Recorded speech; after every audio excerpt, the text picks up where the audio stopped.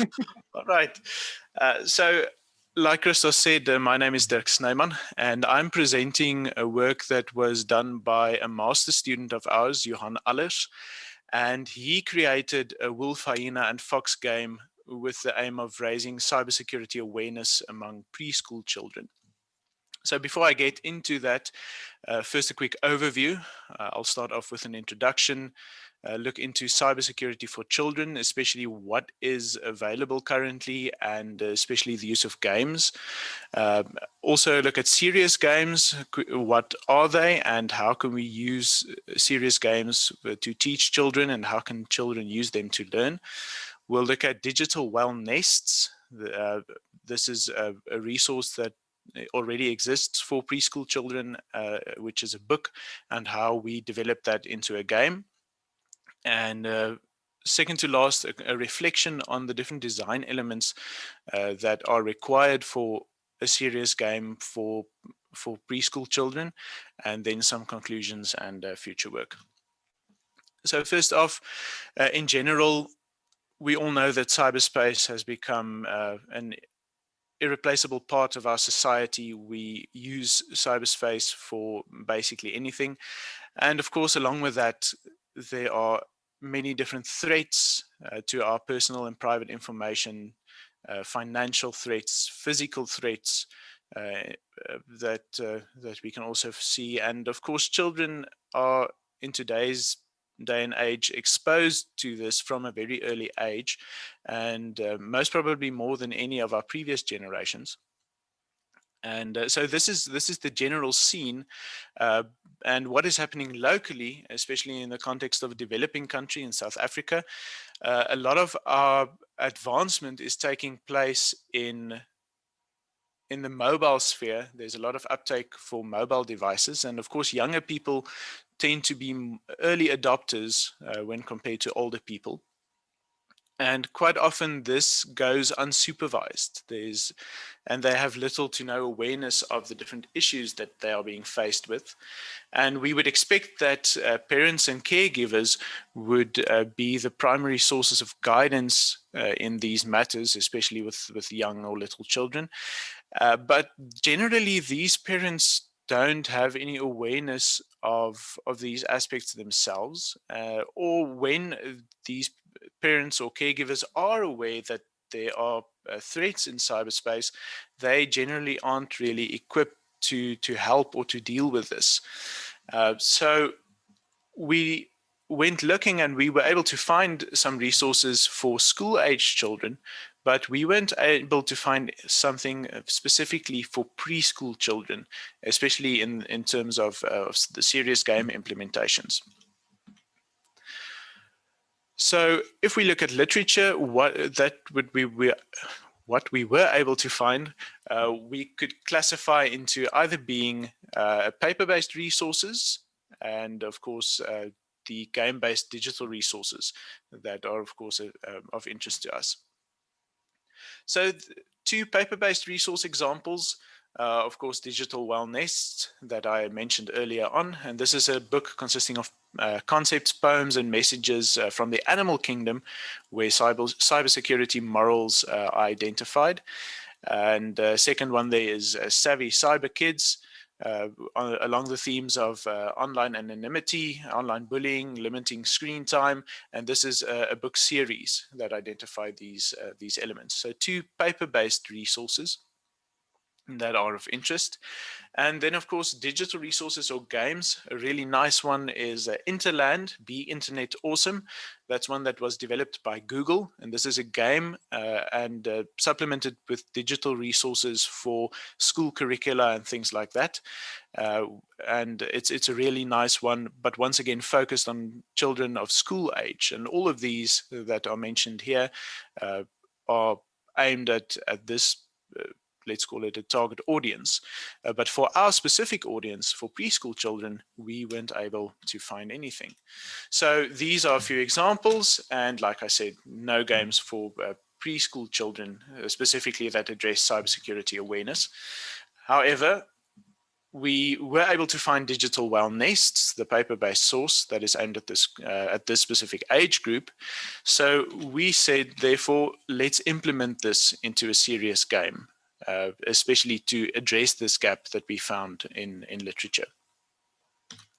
So how can we take this paper-based resource and effectively incorporate this in a game? So first off, we investigate the way in which children learn. And secondly, we investigate the design elements that guide game development for children to ensure that this product that we are developing will in the end actually be effective in conveying the messages of cybersecurity to this age group. So serious games, what are serious games? How can games be serious? This is just a way of saying that this is a game with a serious goal, where you combine fun and play with some sort of utilitarian aspect, where in our case, and in most cases, it's the learning of new information and skills while playing this game. So it's used as a tool to teach your specific audience, and it doesn't necessarily have to be games for children. There are serious games about many other aspects as well for adults also, but it's a game with the intention of teaching or having some sort of utility over and above the usual things we associate with games, like having fun and socializing and these sort of things. So then if we want to use serious games, how do children then learn?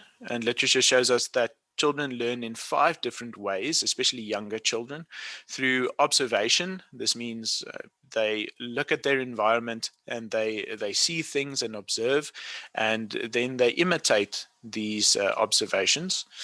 The second one is listening, of course, through auditory feedback. They like to explore, they like to investigate things. They also like to experiment, and this is often associated with physical sort of learning, a hands-on trial and error approach, where they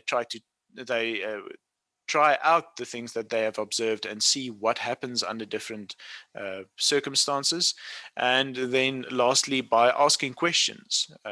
They are generally inquisitive, and they have this tendency to want to ask questions as well and use it in a way to learn. And serious games fits in neatly, as it allows us to incorporate all of these elements into a single learning experience.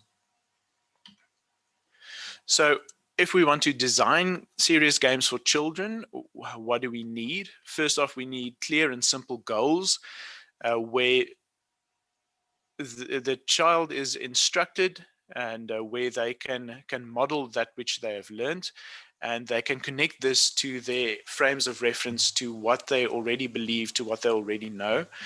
There has to be some sort of feedback and reward, and it has to be of a good quality.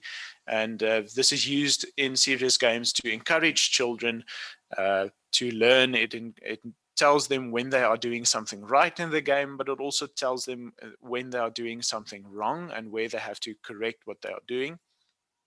There needs to be some sort of challenge if we want to use a serious game. And of course, this should be structured to match the performance of the child that you're trying to teach.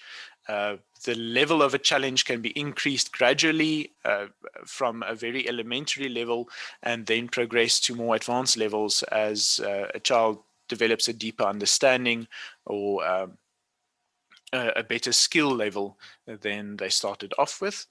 And then finally is motion-based interactions, and this fits in with the idea of children that tend to be physical about their learning. And then this, of course, in this context of serious games and in mobile games, it can serve as an alternative to complex touchscreen activities that might be too difficult for smaller children, especially who are still in developing stages and still developing their motor skills. So we took these aspects, and we then said we want to take this book, Digital Well Nests, Let Us Play in Safe Nests, and incorporate this in a game. So we contacted the the authors of the book, Rachel Fisher and Sine van Solms, and we told them about the idea of implementing this in a serious game, and they said we are free to use their book. They're really excited about this idea, and we can take all of the content and implement this into our game. So what is the book about?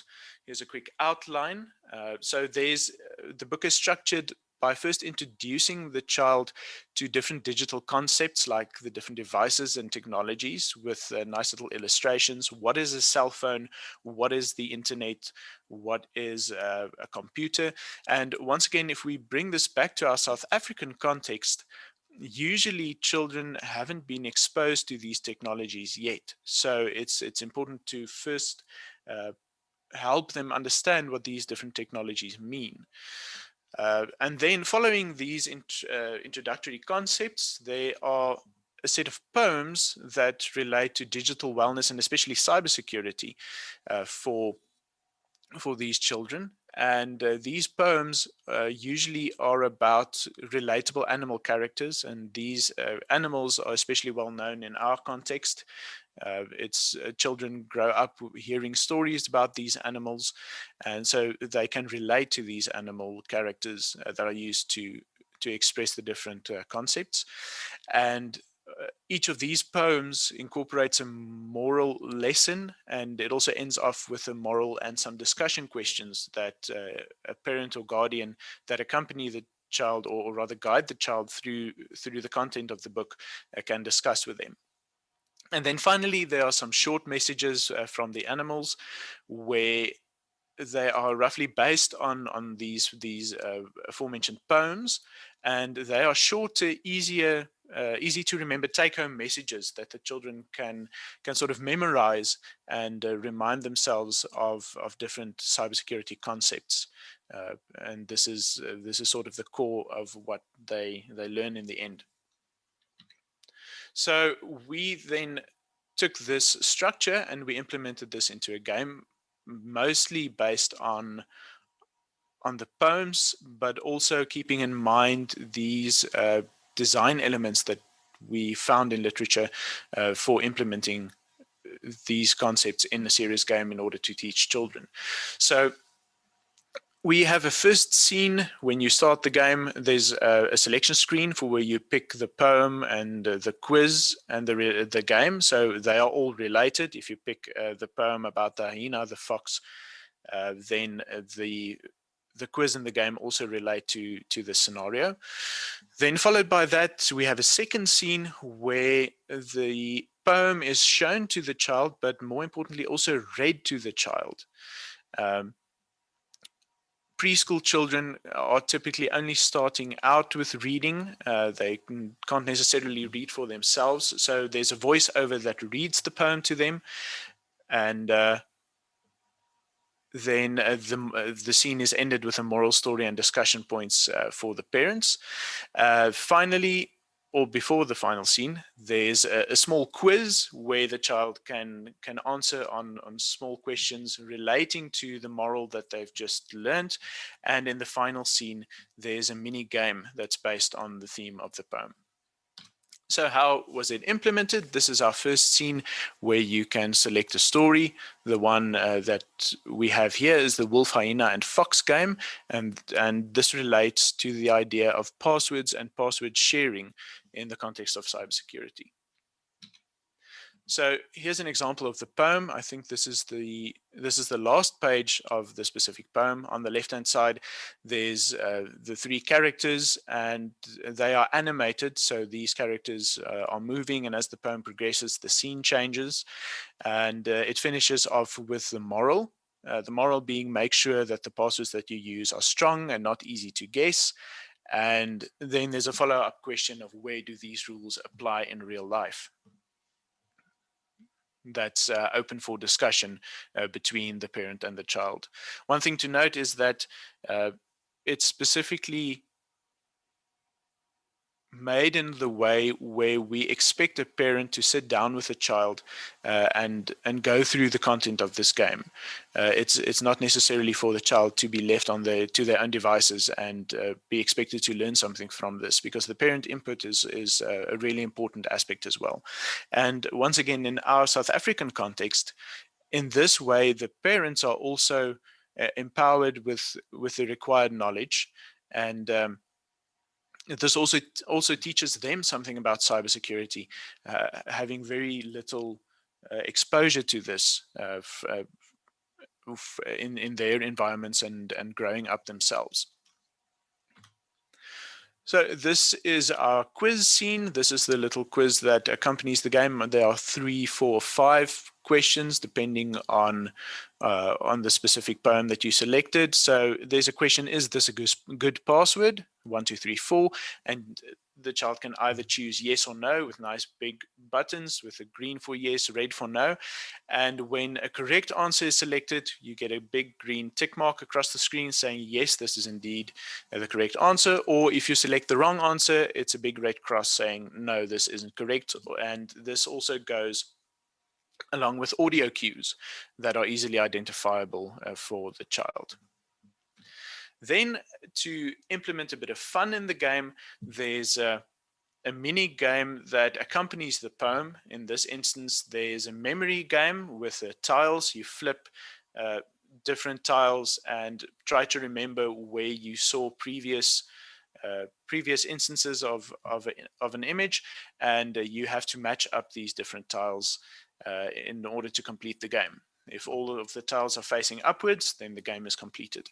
And this is based on the idea of remembering or matching your passwords. And sort of an introduction to this concept for small children. When you've completed the game, you get a screen saying you win. You have the option to return to the main menu to pick another poem or to play the game again, which presents you with a new randomized grid from which you can complete the game. Also, something to note is that the difficulty level can be selected in the game with that slider, and higher difficulty level means a bigger matrix of tiles which you need to match up. Lower level, of course, meaning less tiles that need to be matched. So if we go back to these design elements that we found in literature and we reflect on them, this gives us an idea of how well we were able to incorporate these concepts in our game as it currently stands. So in the context of clear and simple goals, these concepts we feel are introduced at the appropriate level. And we also incorporate the idea of listening and reflecting and playing in the different scenes of the game. And we also restricted these goals to one outcome per activity, not requiring the child to keep track of too many things. It's simple to understand, and it's completed in a short time, especially to cater for shorter attention spans of small children. So in terms of feedback from the game, there's real-time feedback on your quiz answers. There are these large symbols that I mentioned. There's the auditory feedback with the chimes and the reading of the poems. And also something that I didn't show now was the rewards. When you've completed the quiz, you see an array of icons with these animal characters that tell you how well you've achieved the goal of this quiz. And this also links it back to the story that the child has just heard with the cybersecurity morals associated with that. Then in terms of the structure of the challenge, I mentioned that the levels can be adjusted to match the player's ability. And you have the option to either increase or decrease this as you go along.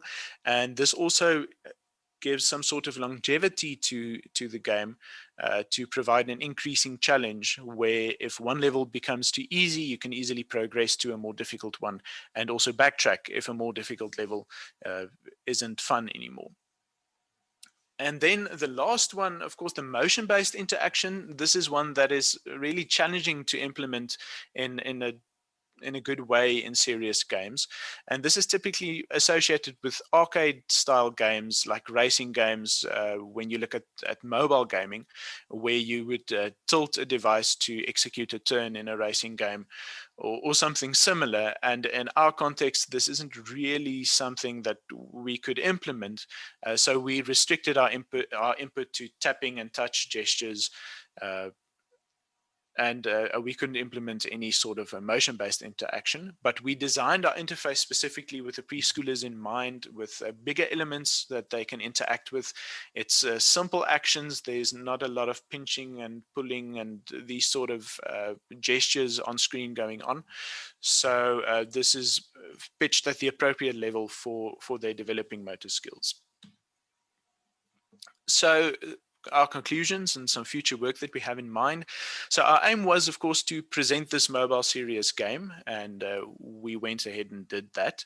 And we also reflected on how well did we do this. So we had these design elements from literature, and we had this critical reflection on how well we were able to achieve this. But along with that, we also sent the game for an expert review. That isn't part of what we discussed here today, but the game was sent to experts in preschool education, and we evaluated the game on two aspects. The first one being the gaming aspect, with some more elements that we were able to identify, specifically with gaming in mind. And then the second concept, or a series of concepts, was of course of an educational nature, and how well did we achieve those. So this is something that we've also done already, but that isn't included in this presentation.